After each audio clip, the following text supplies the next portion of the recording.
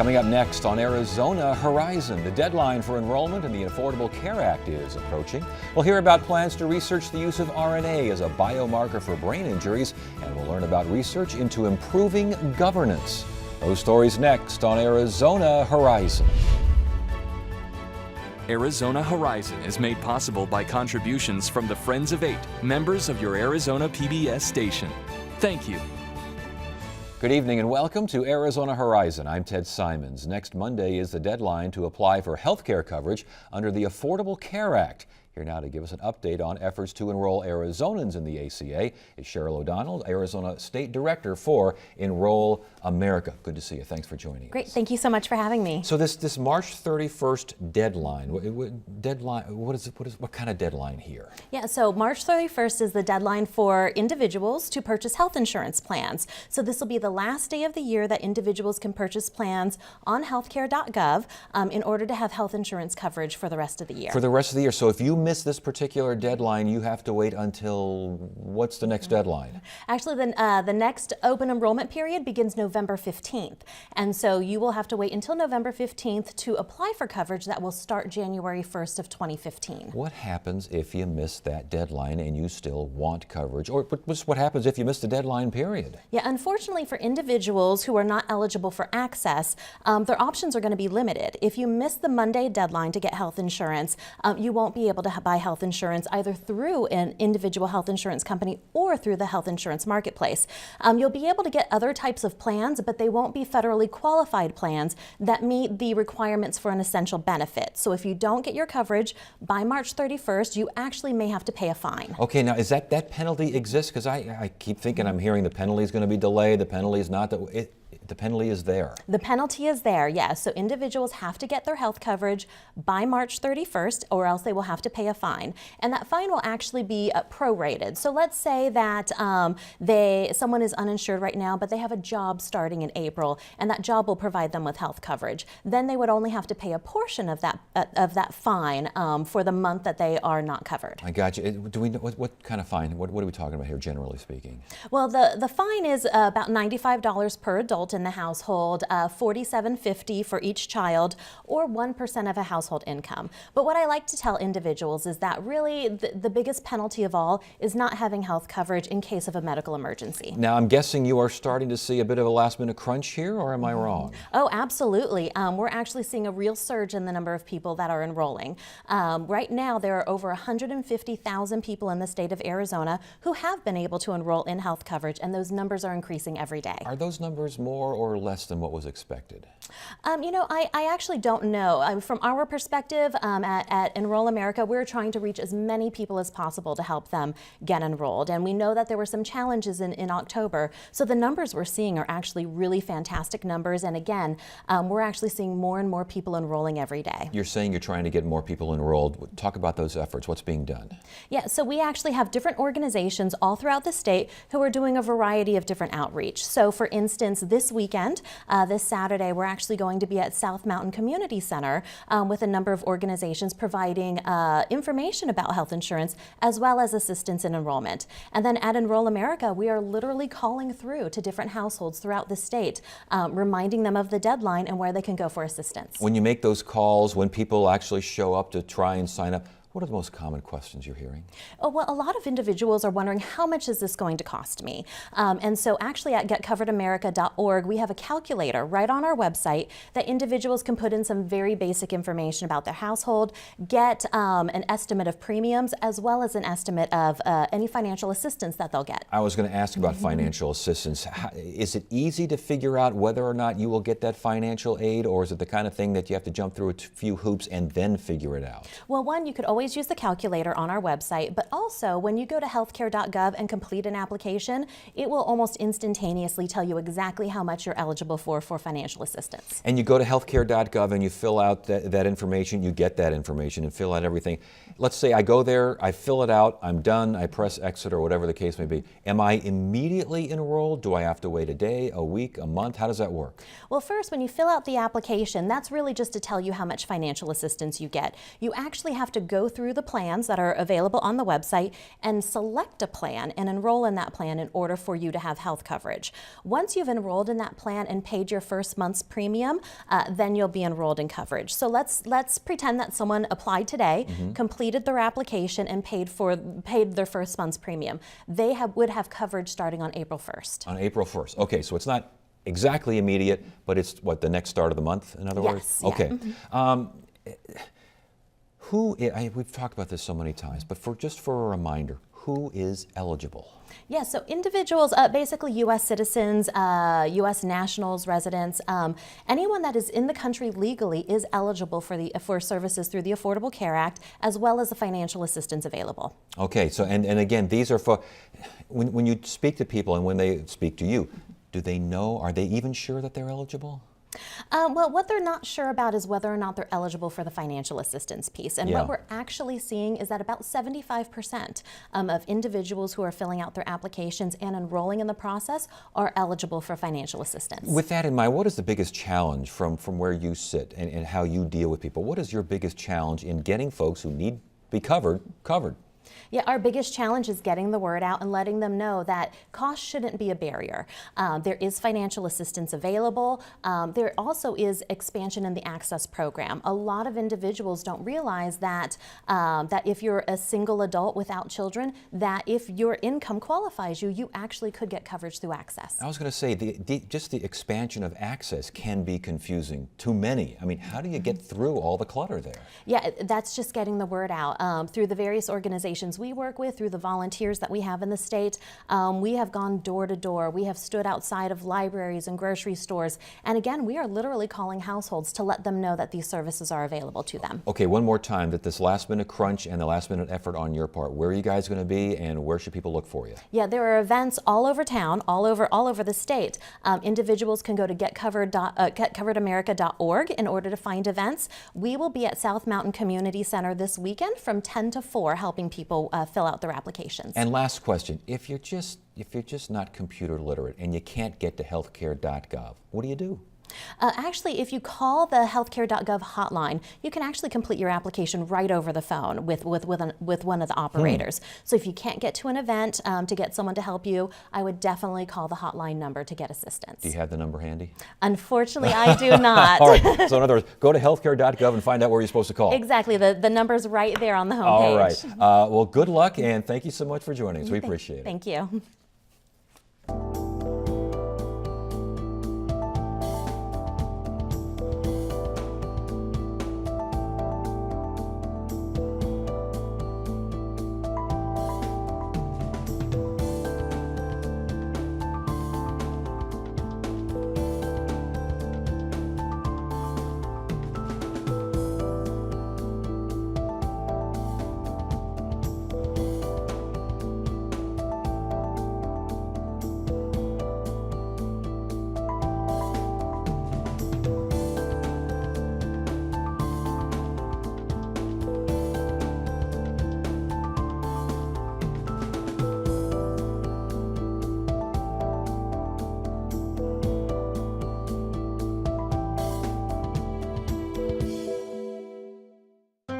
We want to hear from you. Submit your questions, comments, and concerns via email at arizonahorizon@asu.edu.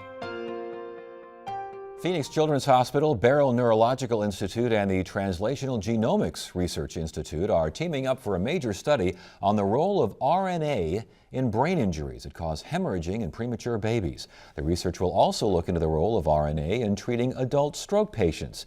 Here now to explain all this is Dr. Jorge Arango, research scientist with Barrow Neurological Institute at Phoenix Children's Hospital. Thank you so much for joining us. We certainly appreciate it. This study now to look at brain injuries in babies, looking at extracellular RNA. What is that? Well, that is correct. The basic molecular theory is that we have DNA, and pretty much DNA determine who we are. Well, RNA is the entity, or kind of like the transporter that's in charge of translating that information that DNA has, right? And that's what we all believe for a very long time.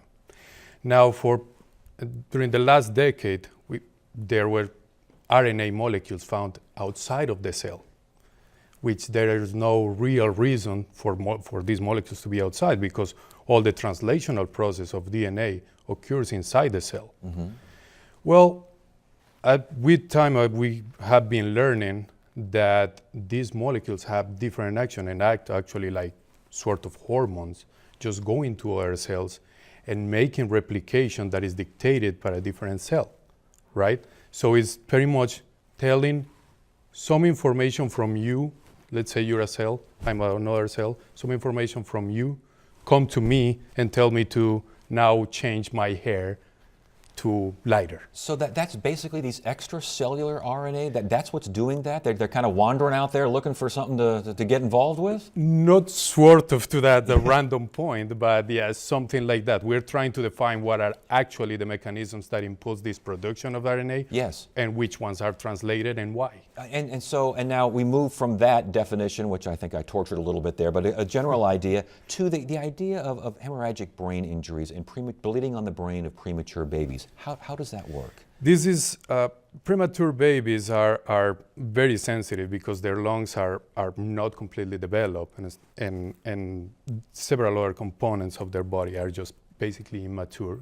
So they are very sensitive to hypoxia. Hypoxia is that the lack of oxygen in tissue.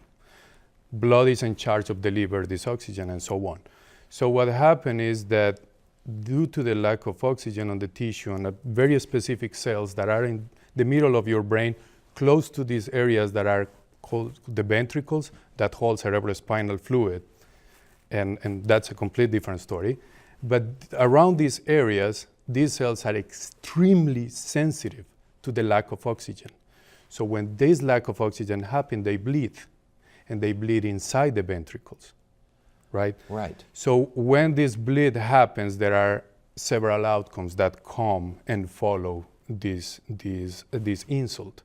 Some of these outcomes are the development of hydrocephalus. Hydrocephalus is the accumulation of cerebrospinal fluid. So you see the babies with big heads. That is pretty much what ended up happening. Or there is actually these cells, when they die, they produce an insult to the cells next to them and so on, and it acts like everything on our bodies as a chain reaction. So you produce a death around this area. Why is this area important?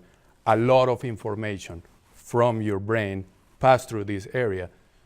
So if these cells or these areas are injured, then your body doesn't respond to what is happening in your head, and you develop cerebral palsy.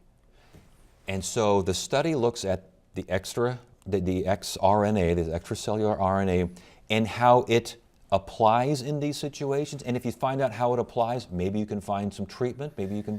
What are we talking about? What we're looking is specifically to that. What as it was clear on the first question, it was we don't know what is the role of extracellular RNA on this condition. However, these hemorrhagic conditions in association with, we're doing the part of, these all are called intracranial bleeds, right? Right.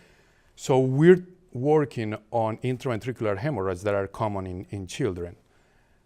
Our counterpart in St. Joseph Hospital, Barrow Neurological Institute at St. Joe's Hospital, are looking at what happened on this when an adult has an aneurysm that breaks and release these same substances, yes. Right? So what we're trying to identify is what changes are particular and how they change over time on these extracellular RNA molecules to understand somehow the events that happen during the hemorrhage and why these things happen later. So does this mean better treatment, or does it mean a better way to identify the possibility of these activities happening? Both. Both, okay. What we will try to identify first is what happened. And with what happened, that means better diagnosis. So we can be able to tell what's going to happen with you from the basis of how much substance are you releasing, or what type of substance are you releasing. In the future, what we want to learn is, okay, if these substances are causing this, how can we block or stimulate this to make you better? Gotcha. How far along is the study? We started late last year. This first year has been pretty much identifying the best mechanism to test for this substance. But promising? Well, I hope so. Yeah, I really hope so. Well, congratulations on great work. It's good to have you here. Thanks for joining us. Thank you so much.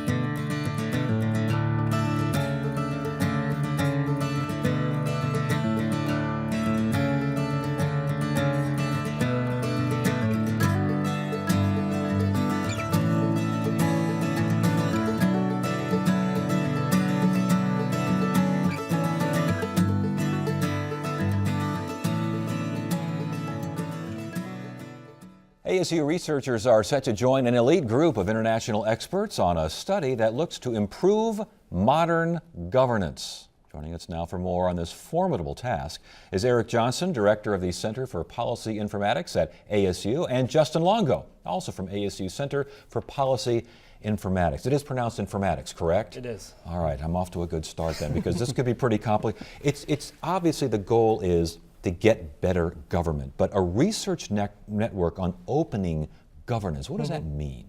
It means technology is changing the way that we work. And so it changes how we work in terms of what Google can do, but it also changes how we can work in terms of what government can do. And so as these possibilities come, you can either embrace them or you can try to resist them. What we're trying to do is figure out what is the best uses of technology within government so that we can take advantage of this amazing democratic surplus of the people. Are there examples of what we're talking about here, to where there's a particular issue, you look at the numbers, you crunch a few numbers and get some kind of a result, or at least an idea? Well, there's particular ways to get people involved. Ted, I saw your show on Friday and you had your political panel talking about, amongst other things, the budgeting process. Yes. To have a state of 6+ million people and a budget of 9 billion people decided by 3 people is a little bit odd. Participatory budgeting is one mechanism of getting a number of people around the issues of how to decide a budget for a particular location, getting them together around a discussion of what the priorities are and how to spend and budget for a location. As far as the research on something like this goes, is it a little similar to like sabermetricians in baseball? Are you looking at numbers to move ideas, or vice versa? How's this work? So there's elements of that. And so the MacArthur grant that we just got is a $5 million grant to study this over the next 3 years. And there's 3 sort of key dimensions of it. The first is, how do we open up government to get expertise in? And so we have experts around the public that have something to say about government, that can contribute to their communities. And so you have new programs like Code for America or Teach for America or Habitat for Humanity, but how do we get people's skills to be applied to improving their community? The second aspect is, how do we get data out? The government collects a tremendous amount of information, and this information is very valuable. You can see that because if you look at the biggest companies and the biggest success stories of the last 10 years, the key element between them all is they were data focused. Google, eBay, Facebook, Twitter, all of them have a data emphasis onto it. But government can also take advantage of that aspect. And the third is what Justin was just referencing, which is this sort of co-production of governance, getting people more involved because they care. Well, and yes, and to that point, you can give some lawmakers absolutely all the evidence they need to choose A, but because A is not within their policy mindset, they are going to choose B. How do you get around that? Well, I think that through the process of argumentation and persuasion. One of the things about the internet is people look at it in its current state and think, really, we're going to use the internet to facilitate public discussions. The internet's given us more arguing, but not necessarily better arguing. One of our objectives in this research project is, how do we get better at arguing? And arguing in the sense of trying to persuade each other of what we think is the right thing to do. And I believe that we can actually do that. We can work towards better arguing and actually get better persuasive argument and better outcomes through persuading each other. Well, I think anyone who's read the comments section of anything that's online right now would probably say that the less of that, the better. When you research something like this, what do you study? What kind of data do you look at? So if you're studying the comments section of a discussion, Yes. technology can allow for the noise to be suppressed. And so it can study, because people in general understand what a good comment is. Even if they don't agree with the comment, they can understand something that's informative, valuable, that contributes to the conversation, even if it's politically or ideologically opposite of them. They also can identify when someone's just trying to provoke them. And so we've studied, especially right after a couple of years ago, something that we call crowdsourcing civility, which allows for a lot of people to study the comment sections and actually allow for the good conversations to filter to the top, but the noise to be suppressed. That's a technology solution to a very basic challenge. When you do these kinds of studies, can you actually see the raw numbers panning out in a certain direction? Yep. Eric? Yeah, and that's what's new now, is that governance is taking place in a lot of different forums that never were before. And so online communities, you know, and what we studied was what works in online communities, what doesn't, to make them sustainable, to give people a sense that they have a voice, that they can actually change what's happening. Because if an online community doesn't work, unlike our governance, you can just switch to another online community. You have the ability to opt out. And so it gives you this wonderful natural experiment that you can test. This approach worked within Reddit, but it didn't work over here. Yeah. Yeah. Are we talking about moving the battleship here, or is this something that can change relatively quickly? No, I think it's a long-term process of Yeah. both getting the technology right as well as reestablishing the parameters of what good argumentation looks like. You're right about the modern internet, or the current internet, that the language and the interaction is a lot to be desired. That's part of a process of relearning, but it's part of also a process of getting the technology right to facilitate that kind of argumentation, which is more effective than what we see today. And what do we do to get the technology right? How do you go about that particular aspect? You scientifically study it instead of stumble toward it. And so that's one of the key aspects of this grant. There's a couple people that are involved in this grant, including Beth Novak, who was Obama's original CTO. And she was also responsible for all the open governance laws and the open data laws that we saw as soon as he took office. The other person that's the real heavy hitter is Sir Tim Berners-Lee, who is credited for inventing the internet. And so the question is, how do we architect these spaces of which we already participate in ways that allow us to do good governance? Because people are frustrated with government. You probably hear that a lot. And we take that as a positive sign because it means they still care. What we are demonstrating is two things. One, academics is not going to sit back and wait for government to change itself. We are going to provide evidence for, in this case or in this locality, here's a wonderful example. Why can't Mesa use it? Why can't Phoenix use it? And in fact, Mesa and Phoenix are relatively on the forefront of using technology and participatory methods to improve their governance. I know that there's a core group of 12 experts in all these diverse disciplines. I think you mentioned a couple of them there. That's the core experts, because there's an advisory panel as well, correct? Yeah, the advisory panel is another 50 or 60 who's who in terms of government, technology, economics, et cetera. You're going to be able to get the advisory panel and the core of experts all agreeing that this shows improvement, or this A plus B equals C? Maybe not agreement, but movement towards agreement. And again, based on solid argumentation and persuasion, I think we can move towards a consensus position that there are certain avenues that we can try that would be more effective than others. Everyone's always going to have their own opinion, but I think in this group we're going to see a lot of persuasive argumentation. And so after the study is, a 3-year study? It's a 3-year study that just kicked off. Okay, so after 3 years, how will the results be presented? They're going to be presented continuously. The key is that a lot of people are doing this on their own right now. One of the big goals that we have is to coordinate the efforts so that we have a systematic way of approaching government instead of a lot of individuals kind of poking at it. And so it's not going to stop after 3 years. In fact, it's just going to galvanize what's currently happening. And the Center for Policy Informatics at ASU, Yes. Tell us about this. I would love to. You got about a minute, so make it quick. So we do 3 kind of basic aspects. One is this notion of modern governance. How can we organize now that we are in an information-rich environment? You asked Mayor Stanton last night, what does an information kind of economy look like? We're trying to figure out exactly what that is and give you examples so that you can take to it. The second sort of aspect is, how does technology change how we make decisions? Each of us carry around a supercomputer in your pocket. Today, about an hour ago, most people watching the show got a notification notification that a dust storm was coming. So how does it change how they navigate the world?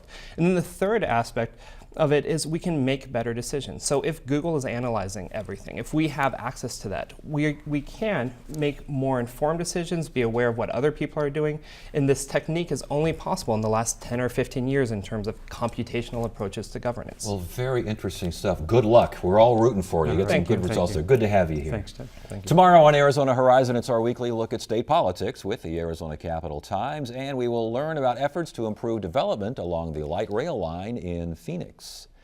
That is it for now. I'm Ted Simons. Thank you so much for joining us. You have a great evening.